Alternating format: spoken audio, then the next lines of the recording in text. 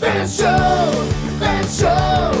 He's a monster on a mission to talk to lots of folks. Van Show. Hey everybody, it's the Van Show! Woo!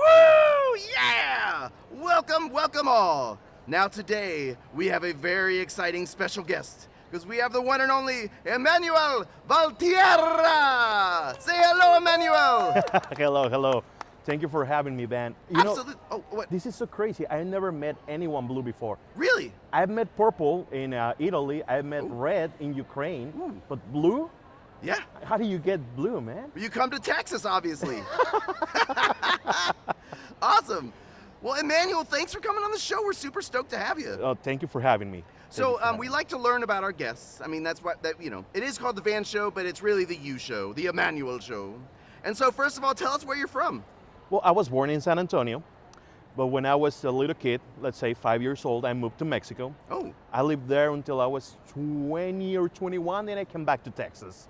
Wow. So, Tex-Mex, if you want to call it, just like the food, if you want to call it like that. So we brought you on the show because we like to talk to artists, authors, illustrators, musicians, filmmakers. And so we'd like to hear the story of how you became an artist. So where does that start for you, Emmanuel? I've been an artist as long as I can remember. My oldest memories, if not the oldest memory, is me drawing Batman on the wall. On the wall? Yes. And then, getting spanked for drawing on the wall. Yeah, I imagine that was coming. And I remember getting my first notebook to draw on it because my grandma didn't want me to draw on the walls anymore. Yeah. Like, I remember, stop drawing on the walls, draw on this. I do play guitar, I do play piano as a hobby. When I was 17, 16, I had my rock band back in Mexico, and it was fun. Oh, what were they called? Smocking. Smocking? Yes. Oh. Don't ask me why. Sounds cool, man. Good times, but anyway, I didn't want to do that for a living. It's really hard to get famous when you are a musician. Oh, yeah. On the other hand, when you draw, I've been doing good, or that's what they say. I don't know. Never mind. You are successful, my friend. I really try. But yeah, after that, you won't believe this one, but I was a butcher for HEB. A butcher? Yeah, I was a meat cutter. Wow. For HEB for a while, and everyone there was asking me, dude, because they knew I used to draw, right? And I went to university for graphic design. But, I picked HEB because at the same time I was at the time I was going to college. I was taking photography, and then I was saving money to go to Italy. But after I came back from Italy, I was like, you know what? I have some money saved in the bank. It was a lot for the time. So I was like, you know what? I'm just going to quit, and I'm just going to draw. So I don't know if you're interested in my style, but yes, I very do much. draw in Aztec style. So I take the codices or the codex from Mexico or Tenochtitlan, pre-Mexico, and I use that style to draw. So what I was doing at the beginning, I was just mixing that style with pop culture. So I was like, how would Dragon Ball Z will look like if it was drawn in Aztec style? Oh, that's cool. It's just an example, right? Yeah. And I was doing all that kind of stuff. And one day I went to bed, and the day after I had 5,000 followers on my Facebook account. Explain to some people that might not know what that means, what the codex is. Well, all codexes are different, but the Aztec Codex or the Mexica Codex were like these books that you will unfold. It was like an accordion. And then if you unfold it, it's like really, really long. And it's like a comic book without words. Oh. Well, there are some words because the Spanish people put some words on it, Sure. right? But pre-Spanish, there was just words. It was like a comic book, and no glyphs, comic books. So they weren't readable. So if in one page you see this guy walking and throwing a rock into the lake, it means that this guy was walking, throwing a rock into the lake. Oh, it's literal. There's no metaphor. Exactly. There Okay. were no glyphs. There are very, very few glyphs for dates. But besides that, it was a freaking comic book, man. Wow. It was great. They had comic books before comic books. And that's something that I like a lot about them, right? So that's pretty much what the Aztec Codex is. Now, hey, you brought a book with you today. I'd like to share a little. So tell us a little bit about the book you got. Okay. Codice Peregrino or Pilgrims Codex, we have it in both languages, is a migration story. It's a family from Mexico City that wants to move to the US, right? And they do the hard way. I don't want to get into details because I want you guys to read it. Of course. But my writer, Vivian Mansour, she had this friend who crossed the border in what is called the Beast. I don't know if you know. I mean, being a monster, you probably know, right? The You know Beast? what the Beast. I know a few beasts. I'm not sure who is referring to themselves as the Beast.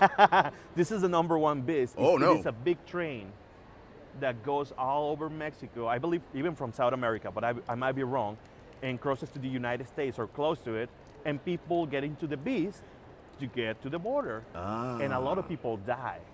You know, 'cause Wait, on the it's just- train? On the train. Oh no. You know, I have friends, well, not friends, friends of friends that lost a limb, an arm, you know. Oh my goodness. Yeah, So this isn't like a passenger train. it's not a passenger train, no. I So mean, are people just like in boxcars or like sitting on top of the train? kinda, yeah, like you see no. those videos in India, like people riding the train in India. And like kinda holding like on to that. the side? Yeah, kind of like that, but worse. 'Cause And here they're you die. traveling from Central America thousands of miles on this train like that? Yes. Oh my God. Yes, it's just nuts. That's terrifying. So he told the story to my writer, and my writer thought it would, you know, it will be a good story for kids to learn a lesson. You know, and our book has a really nice ending, but I always Well, that's like, good. Yeah. I always tell people like it's not always like that. Most of the times, it's not like that. And even if they make it, you know, that doesn't mean they're gonna be happy. Like, Sure. you know, because a lot of things happen just to get there, horrible things. So everything is being seen by the perspective of the little kid, right? So, and it's for kids. We need to keep it cool, but But it doesn't shy away from the fact that there's some trauma here. There's yeah, some danger. yeah, totally. I agree. And you know, the thing is, if you're a parent and if you read it, you can explain the kid a lot of things. Sure. To give maybe a better idea of what the whole thing is. Wow. Hey, would you be up for doing a bit of a challenge? What kind? Well, it would You know, be. I don't know what kind of stuff blue people like. Well, we like to make you look good, and, All right. and so it's a challenge that'll make you look good. I can keep my clothes, right? That's right. Yes, that's for the late night show. Come back after 7 p.m. We'll have that show for you. No, we want to do a drawing challenge. Hey, Oh, Devo, can totally, we yeah. get some paper and a pen? Working on it. Excellent. All right, so this is what we call it's a 30-second portrait challenge. Ooh, 30 seconds. So I'd like you to draw a portrait of me, Okay. but I want you to do it with your non-dominant hand. You crazy? Oh no. Well, yes, but that's not. I mean, don't that's you want beside me the to point. do it with my eyelashes at this point? No. Just your non-dominant hand. You don't have. I mean, if you want, maybe you could try it. But no. Try it with your non-dominant hand. All right. I'd like to see what you can do in 30 seconds.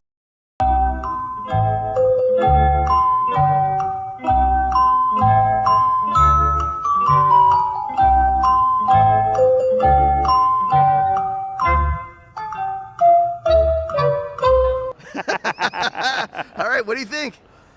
Are you proud of it? I don't know. I don't know. Well, show it to them.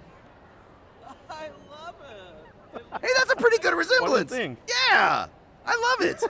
Would you mind signing it for me? I'm putting that Totally. on my refrigerator. Okay, with my dominant hand, right? Yes, that's fine. You can sign it with your dominant hand.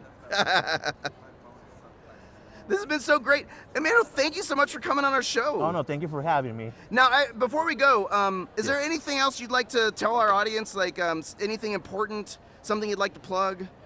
Sure, wait for yeah. my next projects in September. I believe both of them will be in September. The first one is A to C Aztec, which is published with Levin Carino, same publisher, and for Batman Clash of the Empires on HBO. Those Which is two. coming out sometime soon. I believe it's going to be in September, but Oh, okay. you know, that's what I believe. Sure.